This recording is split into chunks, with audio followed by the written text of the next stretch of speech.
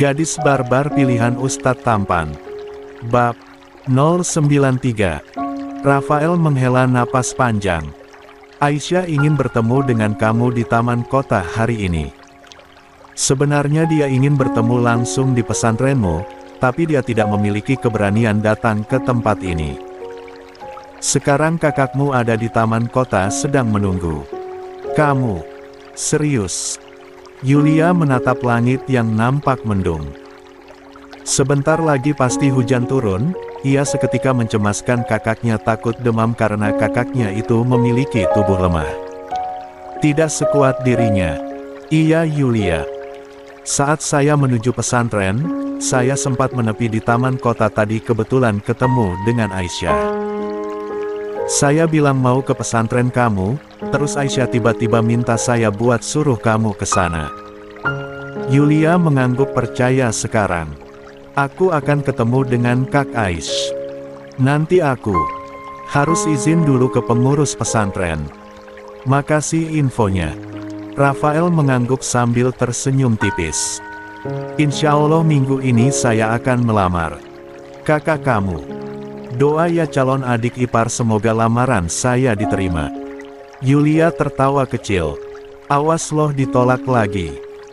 Kakak gue itu tipe perempuan idaman, hanya orang tertentu yang bisa dapetin hati dia. Saya ingin mencobanya sekali lagi karena kegagalan bukan akhir dari segalanya, Yulia. Kalau gitu semangat. Yulia mengepalkan kedua tangannya. Sahabat suaminya ini baik karena dari itu ia akan merestui mereka. Kalau gitu saya pamit mau silaturahmi sama Umi Husna. Assalamualaikum, Yulia. Waalaikumsalam. Mbak yakin mau keluar dari pesantren dan mau menemui Kak Aisyah? Tanya Omar yang sejak tadi mendengarkan percakapan di antara dua orang dewasa itu. Iya Omar. Gue merindukan kakak gue. Waktu itu dia pergi study tour di saat gue sakit. Gue benar-benar merindukannya. Omar mengangguk mengerti. Kalau itu mau Mbak silahkan. Tapi harus punya surat izin dulu untuk keluar. Juga harus izin ke suami. Nanti kalau suami gue pulang sama Abilo, kasih tahu mereka gue pergi ke taman kota gitu. Gak mau telepon aja. Harus loh Mbak kalau mau pergi kemana men izin ke suami. Gue gak punya ponsel. Ponsel gue ada di rumah. Omar tiba-tiba merogoh saku jubahnya lalu memberikan ponsel milik Bang Hilmi pada kakak iparnya itu.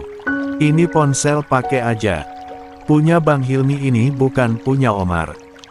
Tadinya mau Omar kembaliin tapi Omar belum selesai main pounya.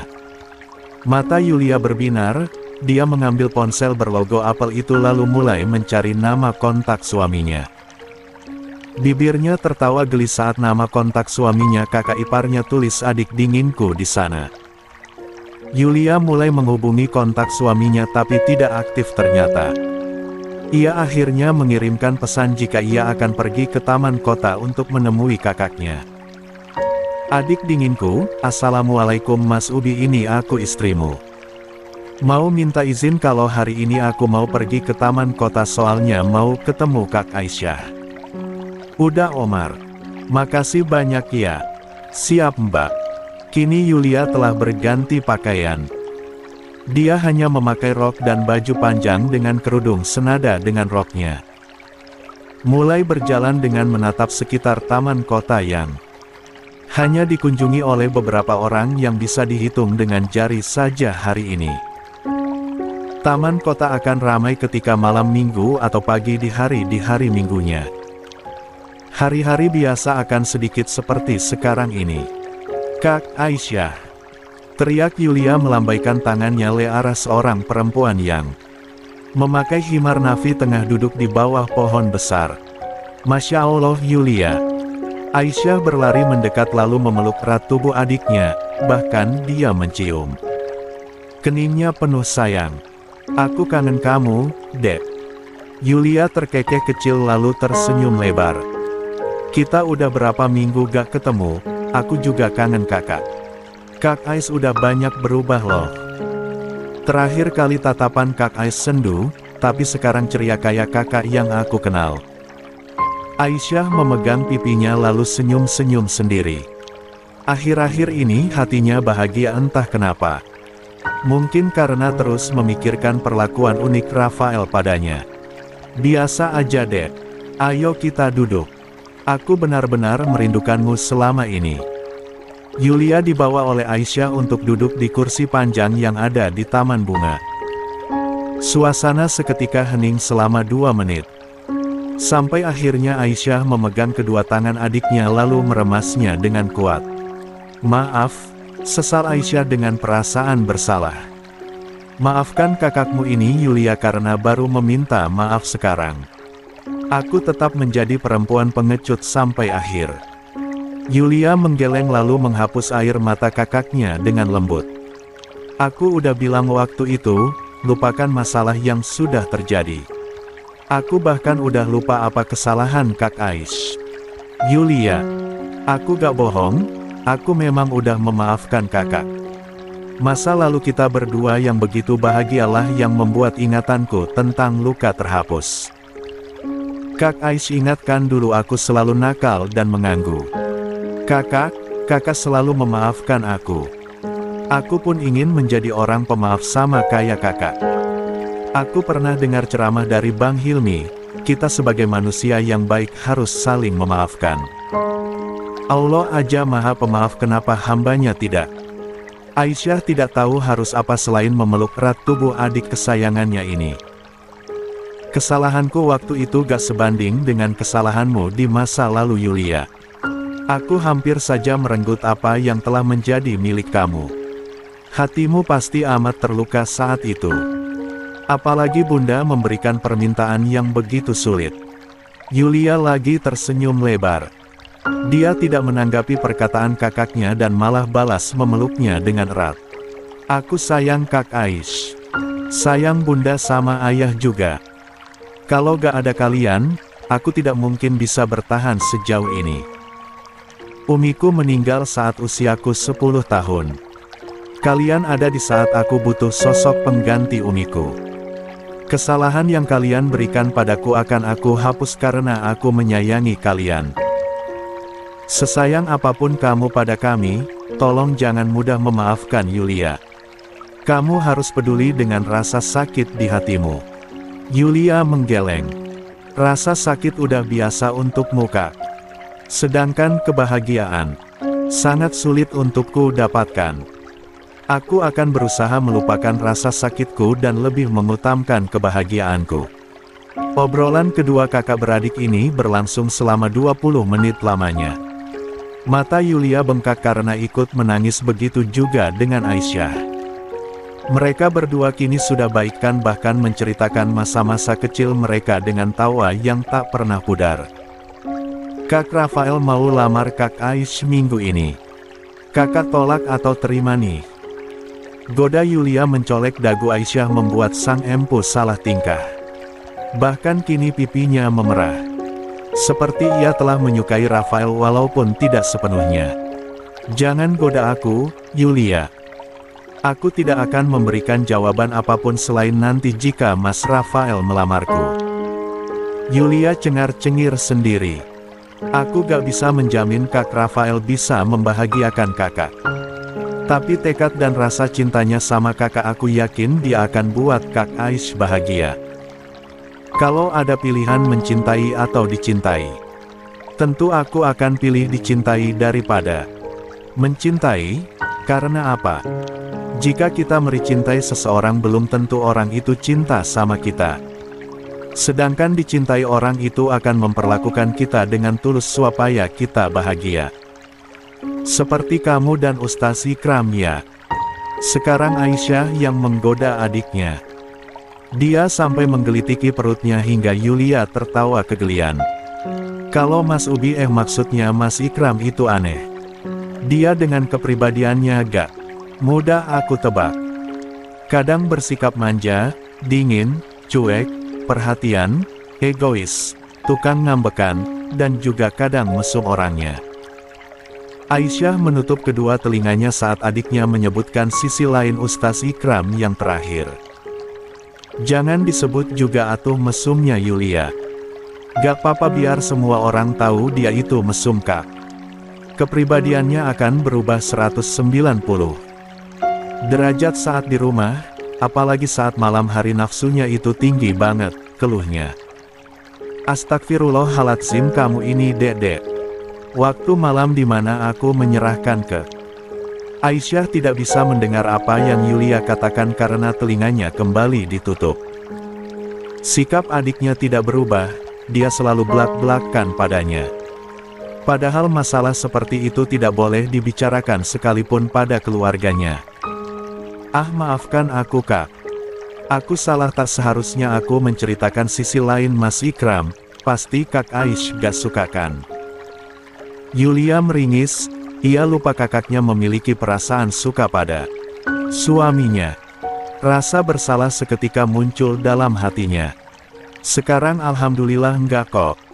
Kakak malah senang karena kalian sepertinya udah begitu dekat. Perasaan cinta kakak ini perlahan tergantian pada orang baru. Wah, siapa tuh?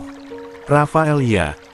Aisyah tidak menjawab tapi Yulia tahu pasti Rafael karena hanya sahabat suaminya lah yang mencoba berbagi cara meluluhkan hati kakaknya.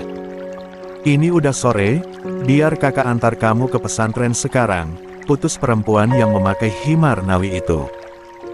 Gak perlu repot-repot, Kak. Aku bukan anak kecil lagi. Saat umur 5 tahun aja aku udah berani pulang dan pergi sendiri ke sekolah. Usiaku 20 tahun sekarang, udah besar. Astagfirullahaladzim aku hampir lupa. Untung kamu ingatkan. Ini aku punya kado. Untuk kamu Dek. Semoga suka. Yulia dengan senang hati menerima kado persegi 4 berwarna merah dari kakaknya. Buka coba. Yulia membukanya lalu senyumannya sedikit menurun saat melihat isi hadiahnya. Kak Aish gak lagi bercanda kan? Enggak Yulia. Aku memang menghadiahkan kamu make up. Aku sangat tahu kamu tipe perempuan yang jarang pakai make up. Kamu harus banget pakai make up agar Ustaz Ikram senang. Asalkan kamu tahu suami itu suka kalau istrinya tampil cantik. Lah Kak Aish tahu dari mana coba? Dari sahabat kakak. Dia udah nikah 3 tahun lalu dan langgeng terus sampai sekarang. Katanya suaminya suka kalau dia pakai make up. Pakai saat di rumah aja, hanya suami yang boleh lihat kecantikan kamu memakai make up. Yulia kembali teringat saat di malam sebelum ia menyerahkan kesuciannya, ia memakai make up, lebih tepatnya hanya bedak dan juga lip tint, itu saja. Sedangkan peralatan make up yang kakaknya berikan begitu lengkap. Haruskah ia terima? Tentu saja. Jika bisa membuat suaminya senang, ia harus melakukannya. Makasih banyak Kak Aish. Aku akan gunakan make up sebaik mungkin dari kakak. Sama-sama Dek. Kalau kamu gak mau aku anterin ke pesantren, kamu harus aku traktir. Dulu martabak. Bukankah martabak makanan kesukaan kamu? Yulia mengangguk antusias. Tentu saja ia tidak akan menolak jika masalah makanan gratis.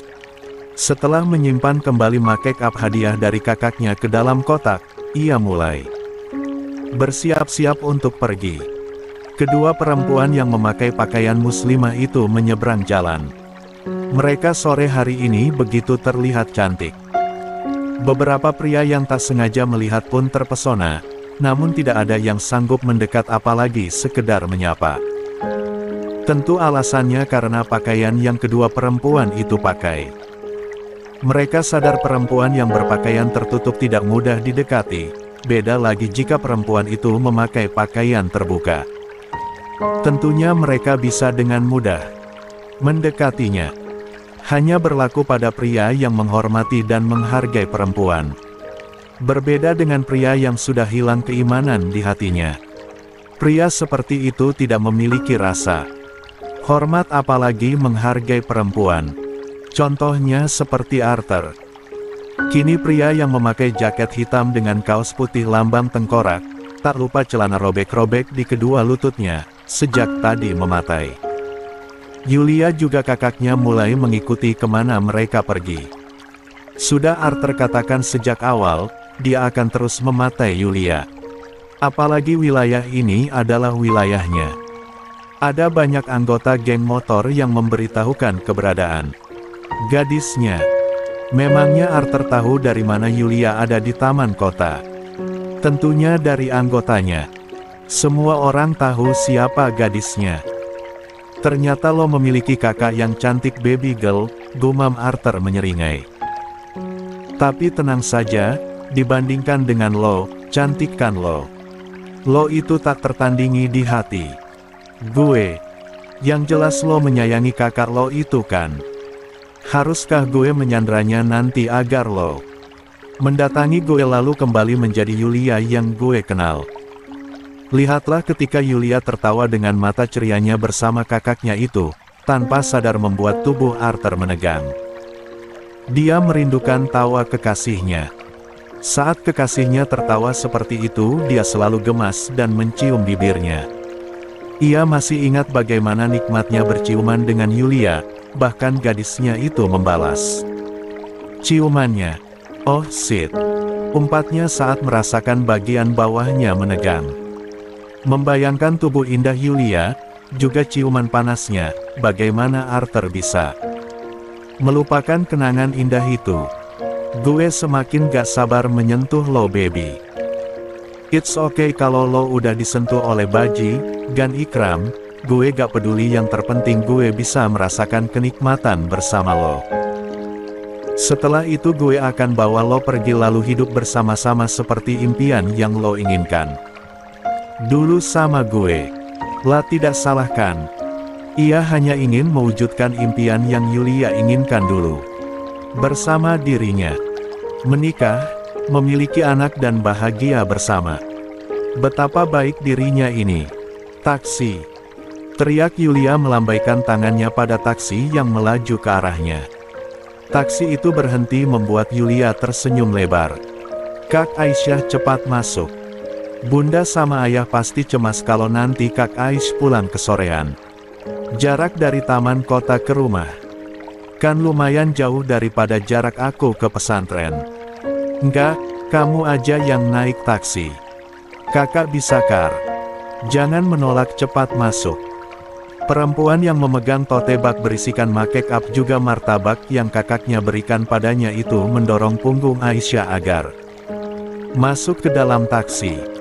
Terpaksa Aisyah akhirnya masuk dengan wajah kesal.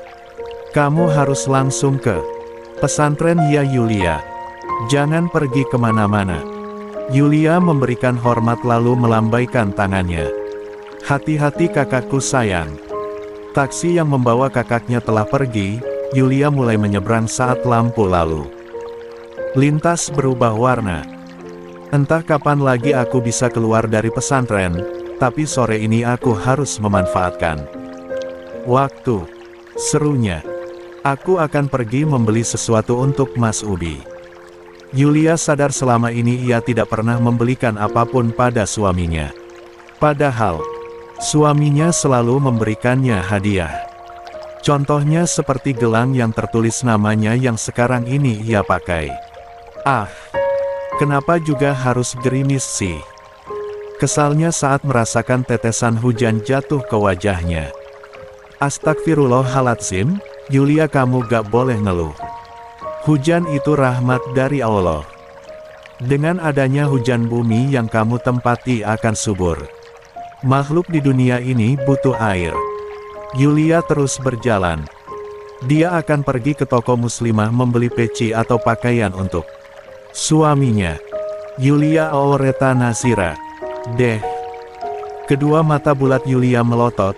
Tubuhnya menegang hebat saat melihat sosok pria yang selama beberapa bulan ini tidak pernah ia lihat, kembali lagi ia lihat. Arthur, gumamnya mundur, bahkan tote bag yang ia genggam mendadak jatuh. Tunggu. Kenapa mantan Bajin, hanya ini bisa bebas? Tidak mungkin dia bisa dikeluarkan dari penjara setelah mencoba menculik dan melukai suaminya. Lo kangen gue kan baby? Pria pemilik mata tajam penuh intimidasi itu mendekat.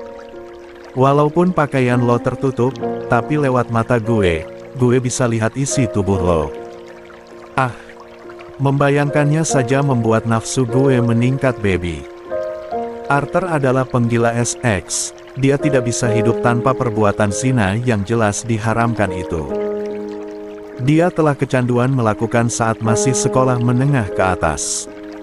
Ketika berpacaran dengan Yulia pun dia menjadikan Manda sebagai selingkuhannya untuk melampiaskan nafsunya. Tentu bisa saja meminta pada Yulia tapi pacarnya itu selalu menolak, berakhir mereka bertengkar walaupun pada akhirnya baikan lagi. Terlahir dari keluarga kaya raya, apapun bisa dia lakukan. Apalagi Arthur adalah anak tunggal yang dibebaskan orang tuanya melakukan sesuka hati, semua solusinya bisa dengan uang. Uang bagi Arthur adalah penyelamatnya. Tuhan. Arthur tidak percaya pada Tuhan, dia seorang ateis walaupun kedua orang tuanya percaya. Cih, lo gak berubah Arthur. Lo tetap brengsek ternyata, hina Yulia yang kini begitu. Tenang. Arthur semakin mendekat hingga Yulia terpojok.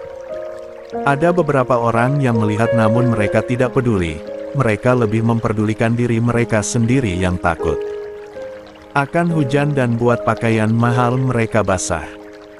Lihatlah baby, sejauh apapun lo berubah lo gak akan bisa lari dari masa lalu lo. Layaknya pakaian muslimah yang lo kenakan, air hujan membuat tubuh lo terlihat. Pakaian itu ibarat suami lo yang ingin berubah lo, tapi ketika gue sebagai air datang, sisi gelap lo di masa lalu akan kembali.